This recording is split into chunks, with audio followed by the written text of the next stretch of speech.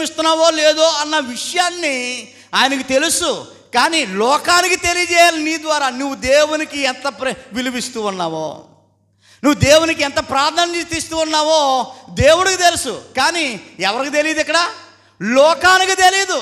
లోకానికి తెలియజెప్పే ప్రయత్నము యేసుప్రభు వారు లేక దేవుడు నేను పరిశోధిస్తూ ఉన్నాడు. నీ ద్వారా దేవుడు ప్రేమ ఎంత గొప్పదో తెలియచేయాలి.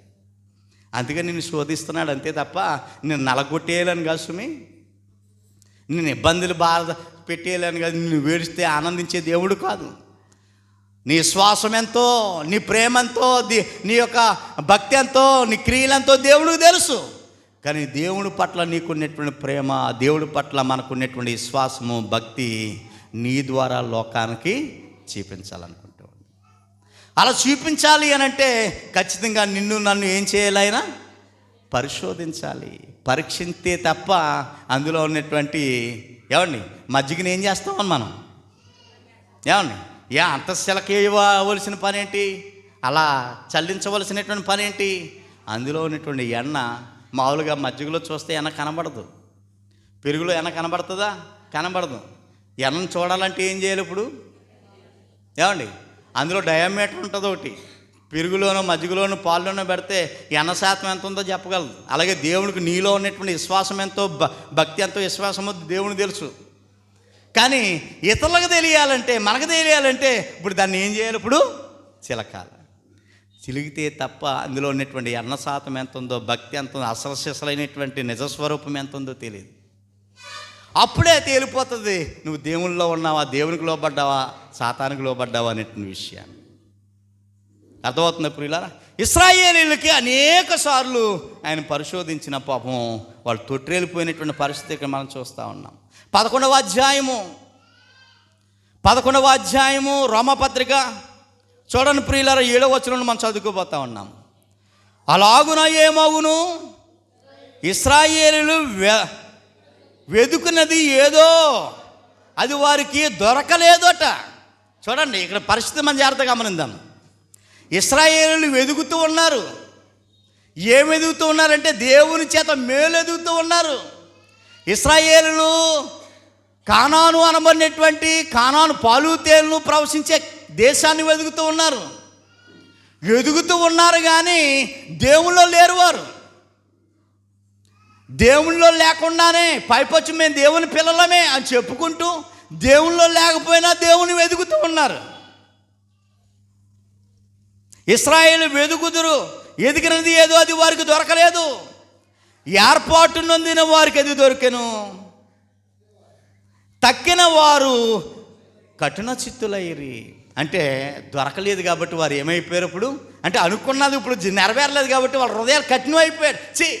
దేవుడు మంచోడు కాదు,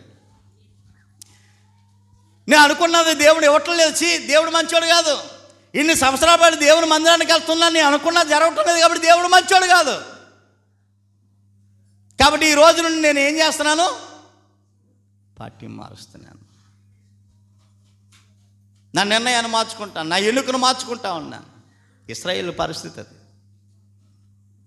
ఇశ్రాయేలు పరిస్థితి. దేవుడి ద్వారా ఒక వ్యక్తి దీవించబడాలి అంటే ఆ వ్యక్తికి ఏముండాలి? ప్రధానంగా విశ్వాసము, నిరీక్షణ, ఓర్పు ఉండాలక్కర్లేదా? దేవుని దీవుల కొరకు ఓర్పు, నిరీక్షణ, విశ్వాసం అనేటువంటిది చాలా అవసరం. కాబట్టి ప్రియస్వాయులు ఎదురు చూశారు కానీ దొరకలేదు, ఏర్పరచబడినటువంటి వారికి మాత్రమే దొరికింది. అందుకని వారిని చూసి వీళ్ళ హృదయాలు ఏమైపోయాట? కఠినమైపోయాయి. హృదయాలు కఠినమైపోయి ఇందు విషయమై నేటి వరకు దేవుడు తీర్పుని చెప్తా ఉన్నాడు. కఠినమైపోయినటువంటి వారి కొరకు, దేవుని సన్నిధిలో నుండి తొలగిపోయిన వారి కొరకు, వెలుగులో ఉండవలసినటువంటి వారు చీకట్లోకి వెళ్ళిపోయినటువంటి వారి కొరకు, దేవుని సన్నిధానాన్ని, దేవుని వాక్యాన్ని నిర్లక్ష్యపరిచిన వారి కొరకు చెప్తా ఉన్నాడు. నేటి వరకు దేవుడు వారికి నిద్రమత్తు గల మనసును, చూడలేని కన్నులను, వినలేని చెవులను ఇచ్చి ఉన్నాడని రాయబడి ఉన్నది.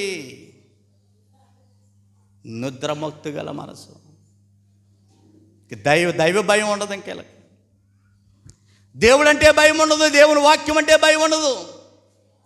అర్థమవుతుందా ప్రియులరా? దేవుని సన్నిధి భయం ఉండదు. ఎక్కడెక్కడో అనేటువంటి పరిస్థితిలో భయంకరమైనటువంటి దుర్భరమైనటువంటి జీవితాన్ని జీవించే పరిస్థితి ఇశ్రాయేలీయుల కొరకు చెప్తున్నటువంటి సందర్భం ఇది. అందుకని దేవుడు ఏం చెప్తూ ఉన్నాడు చూడండి, వారు భోజనము వారికి ఉరుగాను, వారు భోజనము వారికి ఉరుగాను. అంటే వారికి భోజనం ఉందా? భోజనం ఉందా అండి? దెయ్యం ఇస్తుంది ఇక్కడ, భోజనానికి లోటు లేదు. కానీ వాళ్ళ భోజనం ఉరుగాను, బోనుగాను, ఆటంకముగాను, వారు క్రియలకు ప్రతిఫలముగాను ఉండునుగాక అని చెబుతూ, వారు చూడకుండానట్లు దేవుని కానీ దేవుని సన్నిధానాన్ని కానీ వాక్యాన్ని కానీ చూడకుండానట్లు వారి కనులకు చీకటి కమ్మును. వారి కనులకు ఏం కలిగిందట? చీకటి కమ్మను కనుకే ఏమీ చూడలేకపోతా ఉన్నారు. ఒకప్పుడు భయం వేసేది, ఇప్పుడు భయం లేకుండా విచ్చలవిడితనంగా ఇశ్రాయేలులు తిరుగుతున్నటువంటి సందర్భాన్ని మనం చూస్తూ ఉన్నాం. దేవుడు అంటే ఒకప్పుడు భయం వేసేది. ఐగుప్తు బానిసత్వం నుండి విడిపించాడు, వారిని విడిపించాడు. మీరు నా సొత్తు అయిన ప్రజలు, బానిసత్వం నుండి విడిపించి నా పిల్లలుగా బ్రతకండి, మీకు ఏది కావాలని నేను ఇస్తాను అని దేవుడు చెప్పాడు ఇశ్రాయేలుతో. అయినా లోకాన్ని చూసి దేవుని విడిచి లోకంలోకి వెళ్ళిపోయారు. వారి హృదయాలు కఠినమైపోయాయి ఇంకా. అందుకని దేవుని తీర్పును వెల్లడిపరుస్తూ ఉన్నాడు. మీ భోజనము మీకు ఉరుగాను, బోనుగాను, ఆటంకముగాను వారికి ఉండెను. వారి క్రియలకు ప్రతిఫలంగా ఉండును గాక. వారు చూడకుండానట్లు వారి కనులకు చీకటి కమ్మును గనుక వారి వీపి ఎల్లప్పుడూ వంగిపోవును గాక.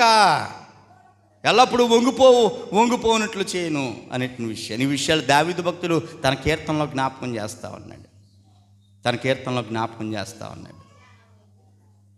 అర్థమవుతుంది ప్రియ సోదరి సహోదరులరా?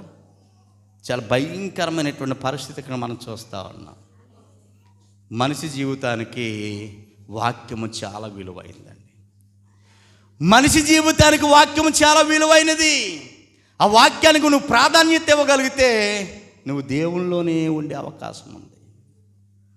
నిన్ను ఏది కూడా దేవుని ప్రేమలో నుండి, దేవుని సన్నిధిలో నుండి వేరు చేసే దమ్ము నువ్వు దేవుళ్ళలో ఉన్నంత సేపు చేసే అవకాశం.